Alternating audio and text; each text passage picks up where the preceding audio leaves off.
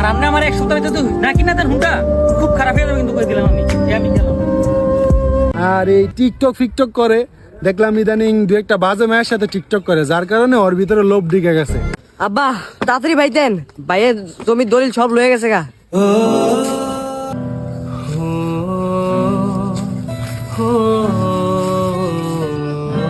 শালার বগা শালা, আর কত মাছ খাবি আমার। কিরে মায় কই রে? সকালে না মায় গেলো নানি কবে যাইবো, নানি অসুস্থ জি এটা দেখতে গেছে। আব্বাই কো? ওই আইছে। কিরে কিছে?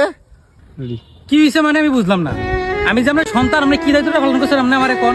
আমি আপনার কয়দিন কইছি আমার একটা আইফোন কিনা দেন, আমি একটা হুন্ডা কিনা দেন। আরে আমাকে সোয়াগে হুন্ডা চালাম, বাবু হুন্ডা চালায়, সবাই হুন্ডা চালায়, এখনকার যুগে এগুলো ট্রেন্ড। আমি এত বড় হয়েছি, আমি কলেজে পড়াশোনা করি, একটা হুন্ডা আপনি আমার কিনে দিতে পারেন না?